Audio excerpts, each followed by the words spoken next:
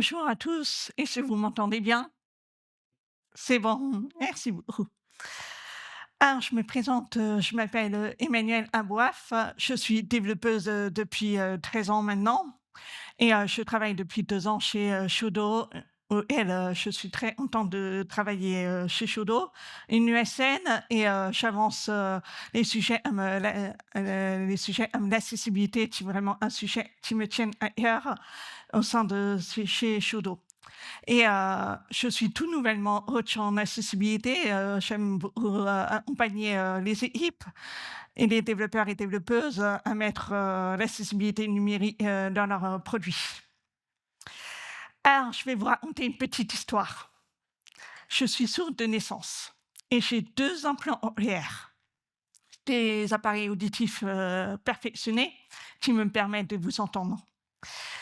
Et je vais vous raconter comment la technologie, m'a rendu le monde plus accessible. Quand j'étais petite, je voyais ma sœur téléphoner avec ses copines, tout le temps. Et moi, sourde, malgré, mes appareils, je ne pouvais pas téléphoner parce que, j'avais pas la personne en face de moi pour lire sur les lèvres. Donc quand j'essayais de téléphoner, je comprenais absolument pas ce que disait mon interlocuteur.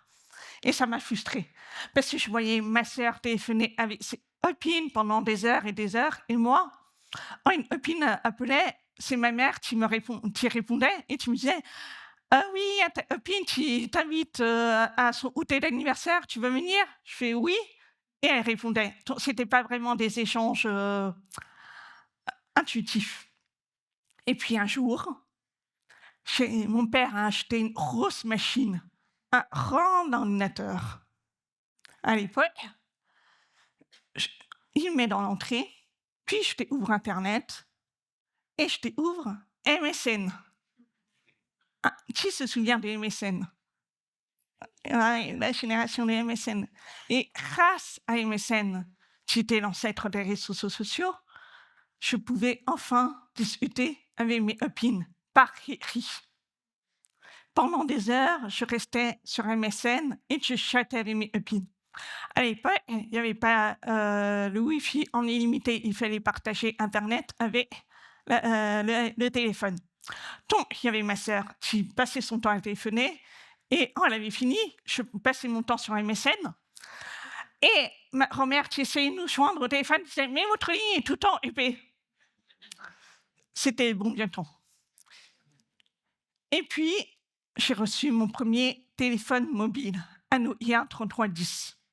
Et j'avais un forfait spécifique pour les personnes sourdes et malentendantes. On appelait le forfait mot à mot. Pour 15 € par mois, j'avais 200 textos. Là où ma sœur, elle avait juste 15 SMS pour 2 heures d'appel. Alors des fois, il lui arrivait de me demander de shipper 1 ou 2 SMS pour pouvoir écrire à ses copines, parce que ça partait très vite. Il faut savoir, et dans les années 90, l'ingénieur Mathieu Mahoned, qui travaillait chez Nokia, s'est demandé comment rendre accessible le téléphone aux personnes sourdes et malentendantes. Et avec ce collègue, au cours d'un déjeuner, il s'est dit: «Et si on créait des SMS?» Et ces SMS ont été d'abord pensés pour les personnes sourdes et malentendantes, avant d'être une technologie devenue universelle, utilisée par tout le monde. Et moi, avec mon forfait de 100 textos, j'en profitais bien. Et puis plus tard, avec la loi du 11 février 2005, est né le centre relais téléphonique. Du coup, Roger Voice, c'est une application téléphonique inventée par une personne sourde, Olivier Chanel. Et donc, avec mon téléphone, j'appelais le centre téléphonique, je me retrouvais face à une interprète en langue des signes ou en langue parlée complétée, ou un scribe pour sous-titrer, et appeler la personne que je voulais joindre. Et elle faisait office d'interface entre moi et mon interlocuteur. Et ça rendait le téléphone totalement accessible. Et grâce à ça, je pouvais être totalement indépendante, autonome. sans devoir passer par ma mère, tu prenais des rendez-vous pour moi, sans arrêt. Et donc là, j'ai pu trouver toute seule, mon appartement, faire les démarches, appeler le notaire, appeler les agents immobiliers, tout ça. Et au moment venu, ma mère me demandait: «Est-ce que tu veux que j'appelle pour toi pour t'aider à chercher l'appartement?» «Non, non, j'ai tout fait grâce à Rothschild Voice». Et ça m'a rendue totalement autonome. Alors évidemment, avec, l'intelligence artificielle et les nouveaux produits, j'adore tester de nouveaux produits. Et en 2013, il y a Sony qui s'est dit: «Bon, bah, on va tester, je vous propose des lunettes sous-titrées». Bon, la photo, elle est pas fameuse, hein. Sur, les prospectifs, c'était une jolie fille avec des jolies lunettes, ça rendait super cool. Mais quand on l'a testé, c'était pas top. Et en plus, il ne fallait pas bouger parce que si vous bougez de 1 centimètre, les sous-titres partaient. Donc c'était difficile à tenir, j'avais mal aux yeux, et c'était vraiment intenable. 10 ans plus tard, j'utilise, de nouveau les lunettes, là, au théâtre. Bon, c'est pas tout à fait au point non plus, j'ai des lunettes, donc je mets des lunettes sur des lunettes. Ça fait en plus, j'ai des appareils auditifs, le tout pour tenir.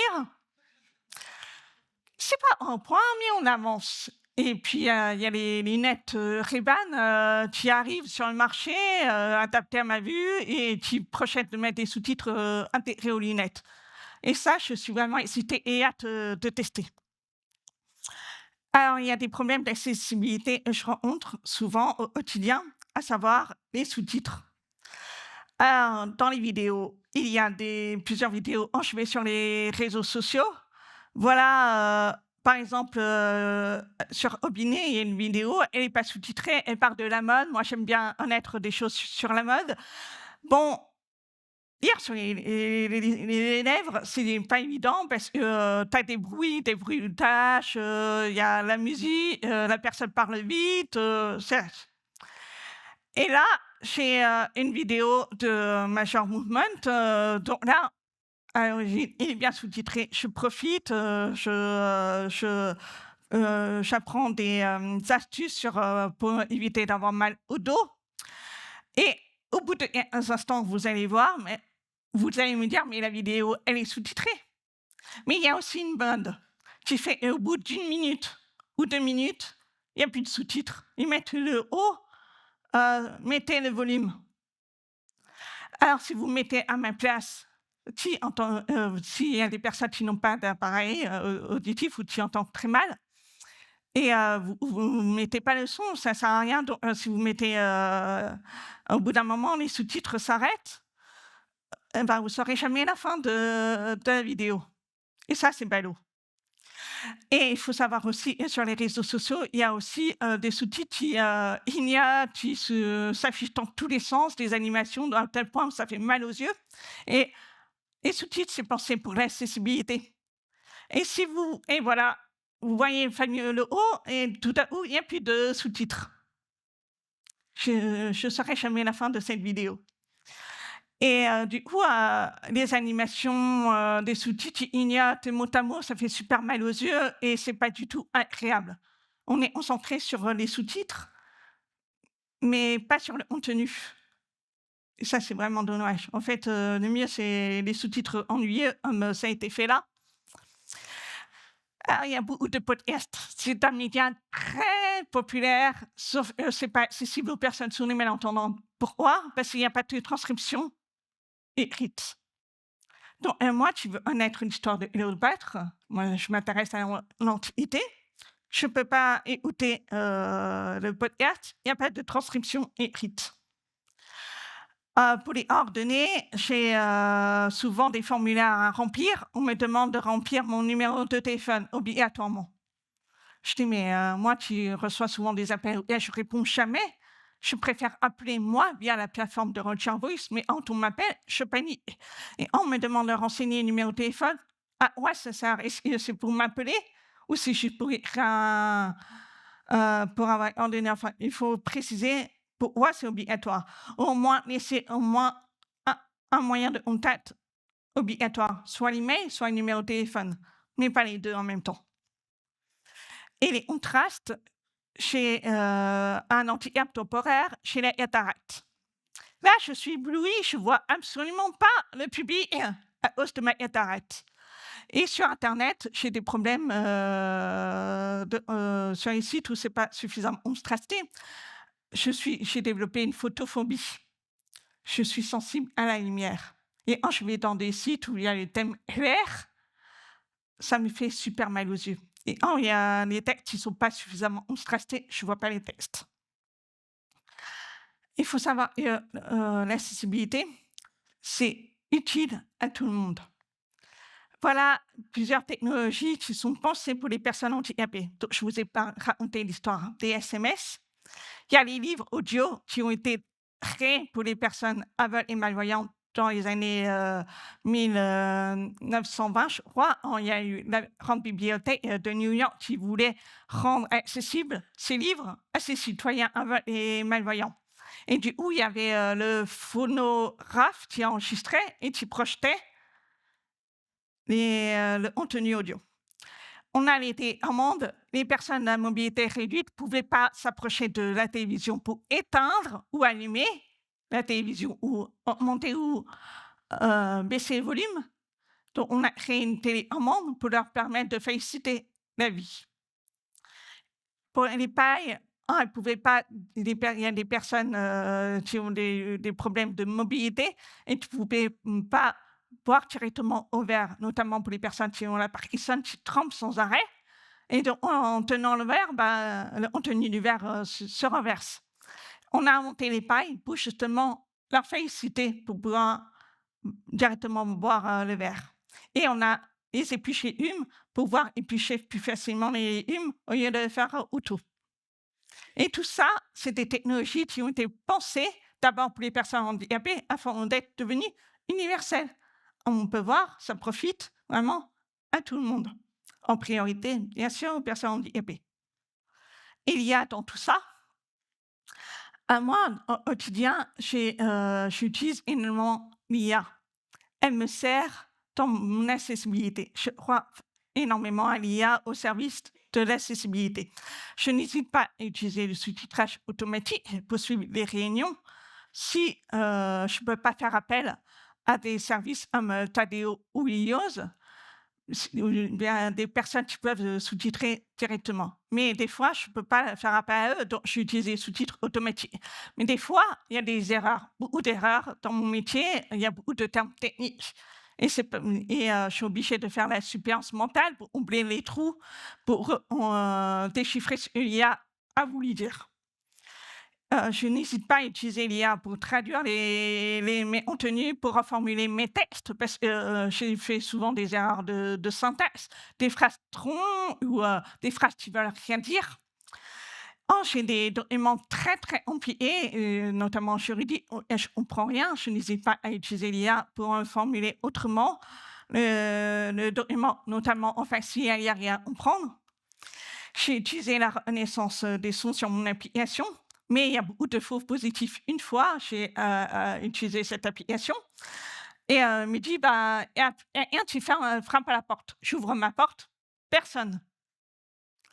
Ces technologies, des fois, ça marche, des fois, ça marche pas. Bon, il y a un souci et moi, avec ma cataracte, des fois, j'ai du mal à voir, les textes, surtout quand je suis loin, donc je n'hésite pas à utiliser mon téléphone qui fait office de loupe et qui va reconnaître les caractères et va extraire les caractères pour que je puisse mieux lire le texte et ça, c'est utilisé beaucoup par les personnes handicapées, mais aussi par vous, je suppose, parce que ça peut aussi vous faciliter votre quotidien.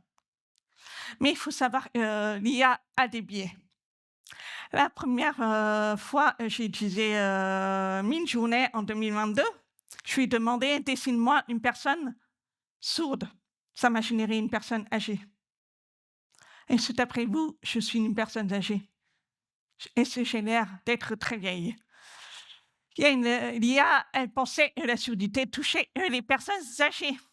Parce qu'il y a ce préjugé au sein de la société, ils disaient: «Mais non, la surdité, ça touche les personnes âgées». Alors, ça peut toucher à n'importe quel âge et ensuite, elle a évolué et moi je lui ai dit: «Ben, voilà, avec mon, implant OR là» et je lui ai demandé: «Mais, à partir de cette photo, fais-moi un avatar qui me ressemble» et elle a fait un appareil futuriste. Il n'a pas su ce que c'était, alors je lui ai demandé: «Mais tu sais ce que c'est un implant OR?» «Oui», il m'a sorti ma définition et tout ça, mais sans trouver dans la capacité de dessiner et enfin en 2025, voilà un avatar qui me ressemble avec un bel appareil implant OR. J'étais bien contente. Il a fallu 3 ans pour en arriver là et pour ça, pour en arriver là, il a fallu, faire, intervenir des personnes concernées pour faire comprendre ce qu'est le handicap, parce qu'il y a beaucoup de préjugés autour du handicap. Il y a des idées préconçues et l'IA, elle prend ce qu'on lui donne. Si une personne en soi, l'IA est ici en rien en handicap, vous pouvez être sûr qu'elle est biaisée. Elle a une vision très étriquée du handicap et il faut savoir qu'en France, il y a 12 millions de personnes handicapées, soit une personne sur 6 est concernée par le handicap et or, c'est un chiffre sous-estimé. Il y a des personnes qui ne déclarent pas le handicap de peur d'être stigmatisées ou d'être discriminées. Il y a des personnes qui sont hors de diagnostic de leur handicap ou qui ne savent même pas qu'elles ont un handicap. Par exemple, l'autisme, c'est un long parcours de combattant qui fait que c'est très difficile à diagnostiquer. Mais on sait. Avec tout ce que je vous ai dit, c'est, vous voyez, quand vous pensez à l'accessibilité de vos produits, ça aide. Donc c'est important de penser à l'accessibilité de vos produits dès le début de votre projet. C'est important, pas au milieu, pas à la fin. Ça, par exemple, si vous créez un site internet et vous prenez pas en compte l'accessibilité et vous dites: «Ah oui mince, on a oublié de prendre en compte l'accessibilité, bah, on va le faire à la fin». Sauf que, ça va vous coûter plus cher parce que vous serez obligé de recommencer certaines pages pour les rendre accessibles, de repenser à couleurs, les contrastes parce que la palette, graphique n'est pas compatible et c'est important de prendre en compte, l'accessibilité dès le début du projet et impliquer tous les acteurs du projet. Aussi bien du chef de projet, le PO, les développeurs, les, marketeurs, designers, les UA, tout le monde et enfin et c'est important de faire tester vos produits auprès des personnes concernées pour être sûr que, votre produit est accessible. Encore mieux, embauchez les personnes handicapées dans vos produits, dans vos équipes, pardon. Ça, vous pouvez être sûr que, l'accessibilité sera prise en compte dès le début. Et j'aime bien conclure, en cette semaine européenne pour l'emploi des personnes handicapées, rien sur nous sans nous, où l'importance d'inclure les personnes concernées pour créer des produits inclusifs et accessibles. Parce que, nous avons besoin des personnes, handicapées pour avoir des idées, pour créer des produits, inclusifs, et accessibles. Si vous le faites pas, comment vous pouvez savoir que le produit va être utile à la communauté? Comment vous pouvez savoir que, le produit est véritablement accessible? Embauchez les personnes handicapées, formez-les, évoluez. Parce qu'actuellement, aujourd'hui, il y a très peu de formations qui sont accessibles aux personnes handicapées et du coup, c'est difficile de retrouver, des personnes handicapées compétentes et aussi, il faut les embaucher tout en, mettant en place des aménagements de postes qui sont, vraiment, utiles. Être handicapé, ça ne veut pas dire être incapable, ne pas être productif. Au contraire, on peut faire notre, travail comme tout le monde à condition qu'on en tout donne les moyens. Merci beaucoup.